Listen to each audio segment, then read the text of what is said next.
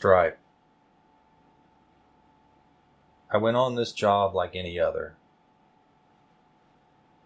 I run a moving van business, small, local mostly, sometimes across the state if the money's right. We charge enough to make it worth the wear on the truck, and I make enough to pay a helper without cutting corners.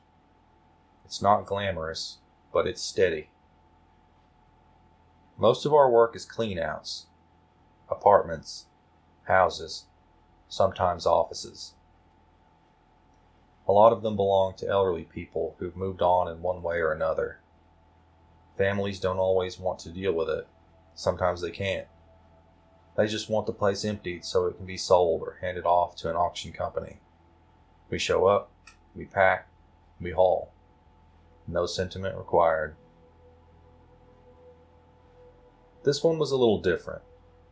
The owner insisted nobody take any photos of anything, not for proof of damage, not for inventory, not even for termites. No exceptions.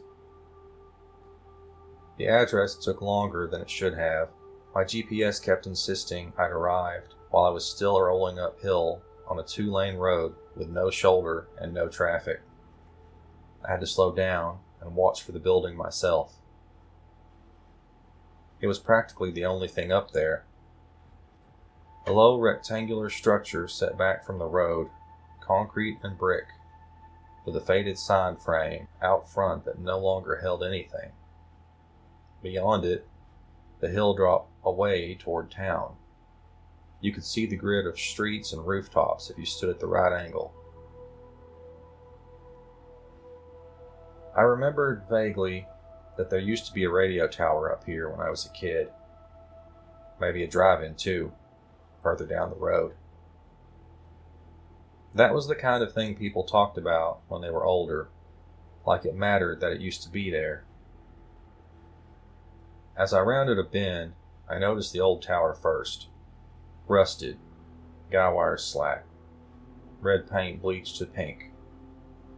I remember thinking it was a miracle it was still standing at all. So it was the old radio place. I parked close to the main door and didn't wait around. Daylight was already on a timer, and I didn't know what kind of shape the electrical was in. The owner's description had been minimal. Everything not nailed down was to be moved to an auction house about an hour away. Standing there, I figured with a helper, we could knock it out before dark. My helper wasn't with me yet. He said he had an appointment and would meet me there, probably an hour late. Not a big deal, he had the address. I wanted to get started anyway. I had an unread text saying he was already on his way.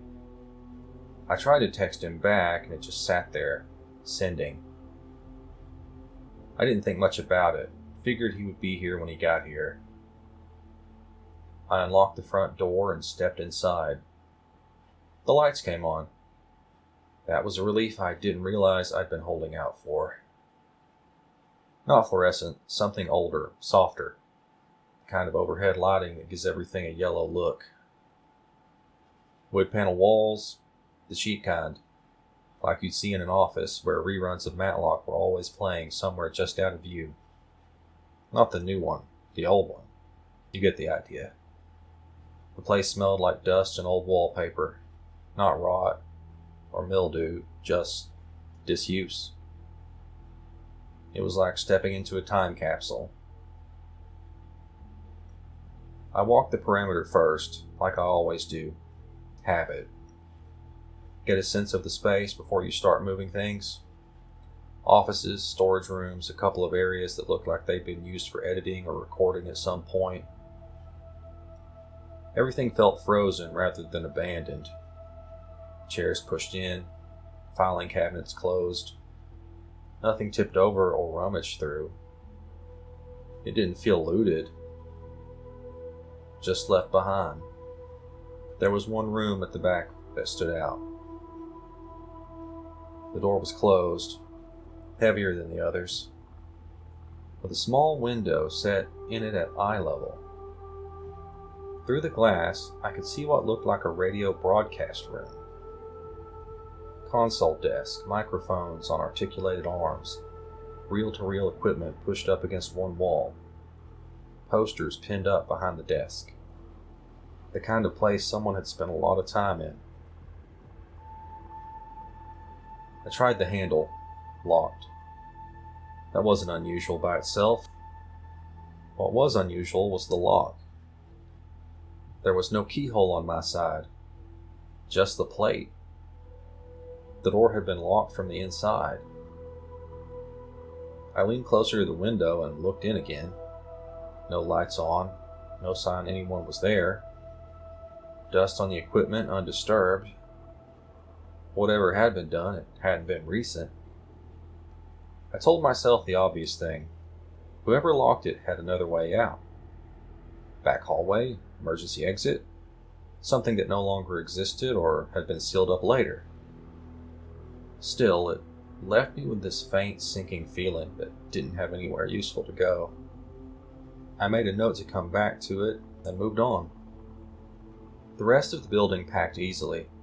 Old desks, shelving, boxes of tapes and paperwork that no one had wanted to go through themselves. I loaded the van methodically, leaving larger items for when my helper showed up. He didn't. I checked my phone once or twice. No missed calls.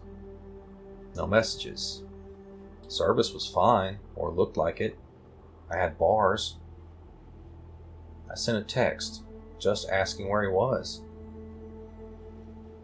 Then, when it didn't send, I realized my reply from earlier hadn't delivered either. Damn, I thought. I wasn't sure if he'd gotten turned around, and I wasn't about to burn time driving the road looking for him. There wasn't much up here besides the tower and this building.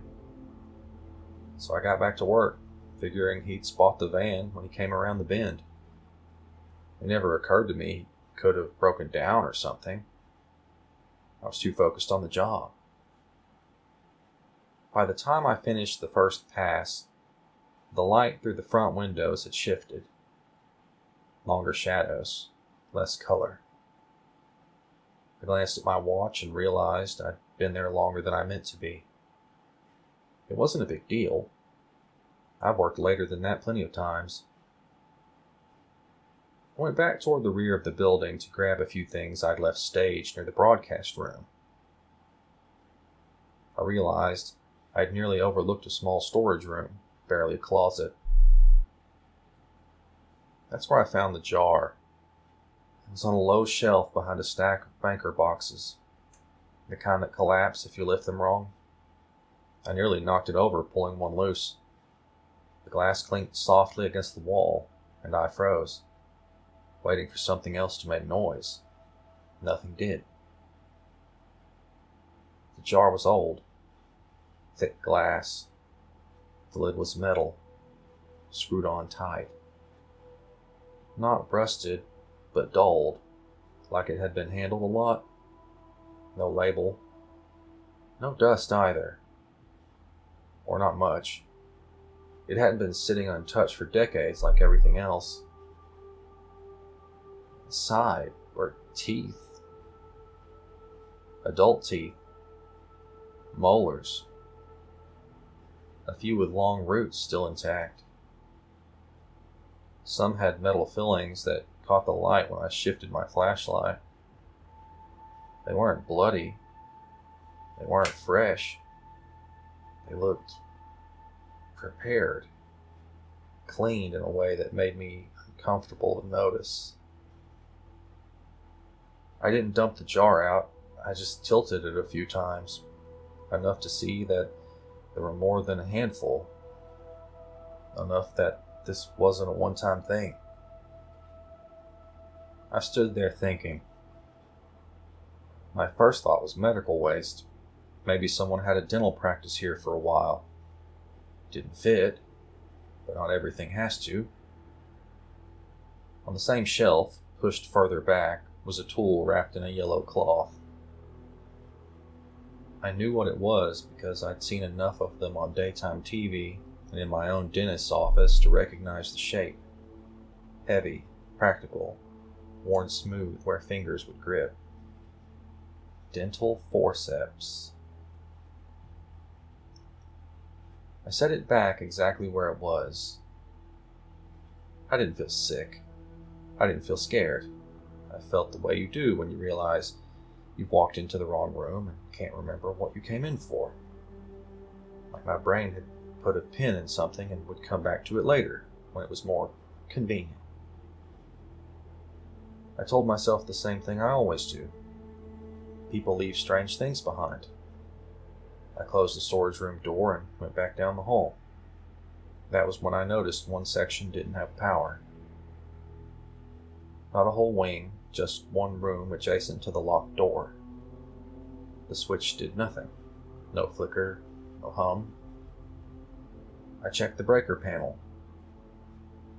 The breaker was missing. Not tripped, not labeled wrong, missing. That made me pause.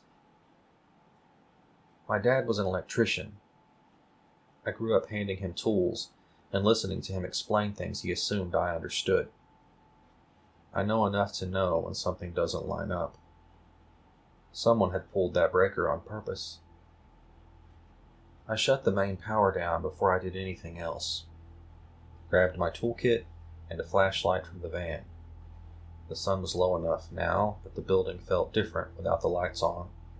Smaller, more enclosed. There wasn't a spare circuit breaker anywhere, but there was an interchangeable one that looked like a match. One I didn't technically need anymore, since I'd already cleared that section. So I took it out and made the swap. Reinstalled it by hand. No sparks, no resistance. Everything seated the way it was supposed to. When I restored power, the lights came back on, one bank at a time, like a slow scan. Bright and dark in stripes down the hall. Then there was a loud burst of sound that filled the air with static. It resolved into something consistent, and I realized it was coming from the other side of the bolted door. There was rhythm to it, not music, something else. I stood there for a long time, listening. It was a pattern, like the sound had been laid down in bars and fed through a speaker. I remember thinking it made my fillings in my mouth itch. Then I went back to the broadcast room door and looked through the window again. Nothing had changed. I decided I was done pretending I could leave that room for last. The hinges were on my side. You can't clear a building and leave a room sealed from the inside. That's how you get blamed later when something isn't sold off. So I got a screwdriver and a hammer out and started removing the pins one by one, carefully. I told myself I'd pull the door, load everything from the room I could, after I had a look around. I popped the pins out of the top and middle hinges, loosened the bottom one, then braced the door with my arm. When I pulled the last pin free, the door came loose and I slid it against the wall. The room was lit.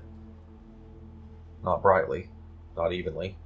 The overhead fixtures were on, but a few of them hummed like they were pulling more than they should. The light pulled over the console and fell off toward the corners, leaving the walls in a kind of permanent dusk. The equipment was powered. Meters glowed. Needles twitched and settled. One reel-to-reel was turning, tape moving from left to right at a steady pace. It wasn't fast, it wasn't paused. It was exactly where it wanted to be. There was no one in the chair. The sound I'd heard in the hall belonged to the room now. Up close, it wasn't loud. It just sat below conversation level, a banded tone that rose and fell in narrow steps. It didn't echo, it didn't fill the space, it was just there. I stood there for a second longer than I probably should have, taking an inventory the way I always do. Console, microphones, racks, shelving. Everything looked older than the rest of the building, like the room had been preserved while the offices around it aged normally. There were notebooks stacked beside the console, not a pile, a stack, square, labeled on the spine with dates, not consecutive, years skipped, sometimes decades. I didn't open them. The posters on the wall weren't advertisements. They were diagrams, frequency charts, coverage maps with sections crossed out and redrawn, notes written by different hands. The reel made a soft click as it passed a splice. That was when the stripe caught my eye. It wasn't on a screen. There weren't any monitors I could see. It was on a narrow meter strip set into the console, something I hadn't noticed at first because it looked inactive. A single horizontal bar of light crawled slowly across it, drifting up and down by a fraction of an inch, like it couldn't quite lock into place. The sound shifted with it, not enough to call it a change, enough to notice if you were standing close. I leaned in without thinking. The fillings in my back teeth buzzed, just for a second. A pressure more than a sensation, like the start of a headache that never finished forming. I straightened up, and it went away. I told myself it was nothing. Old equipment, bad grounding. I'd been around enough industrial gear to know that sometimes things just did that. I reached for the power switch on the console. It was already on. That was when the voice came through. Not clearly, not loudly. It rode the tone instead of interrupting it, flattened and clipped, like it was being pushed through something narrower than it should have been. A string of numbers, evenly spaced, no emphasis, no pause for breath. Then silence, just the stripe and the tone. I stood there, hands still hovering where the switch might have been useful, and waited for something else to happen, but nothing ever did. After a moment, the reel clicked again. The stripe drifted back toward center. The room settled into the same steady state it had been in. After I moved everything in there near the main door, I backed out slowly. I didn't put the door back. I didn't put the pins back in. I told myself I'd deal with it after I finished loading. I didn't stay much longer. I don't remember packing the rest of the van, just the routine of it. Weight, balance, straps. The light outside was nearly gone by the time I shut the doors. The tower stood against the sky, like a silhouette cut from paper. I drove down the hill with the radio off. That night, after I got home, I noticed a faint hum when I brushed my teeth. I stopped and held still, head tilted toward the sink. It faded when I moved.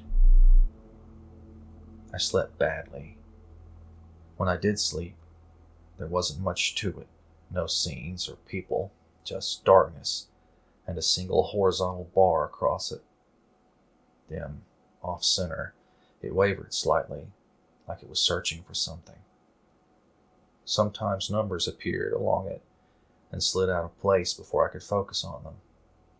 Sometimes there was a voice. Not speaking to me, just speaking. By morning, it was gone. I told myself it had been a dream and went to work. It only happens now after the sun goes down. I don't hear it every night. Most nights, it's just a pressure in my jaw, a reminder of something idling. On the nights it comes through clearly, I lie still and wait for it to finish. Last night, the voice came back. Numbers. I tried to understand. It wasn't a date or time, but it wasn't random. I didn't recognize it at first. I only realized what it was when I woke up with the radio on in my hand, already on the dial, in my work van, a radio station number. I don't think I've ever walked in my sleep before. Not that I remember. I've never woken up somewhere I didn't recognize. Until now. I think I know what I have to do. I looked up dentists that specialize in weird nerve stuff. I bookmarked a couple of the pages online, but I never call. What am I supposed to say? I haven't gone back up the hill. I don't listen to the radio anymore. But every once in a while, when I'm unloading a truck after dark and everything goes quiet for a second, I feel the stripes settle into place in the back of my mouth, and I know the signal's still being maintained.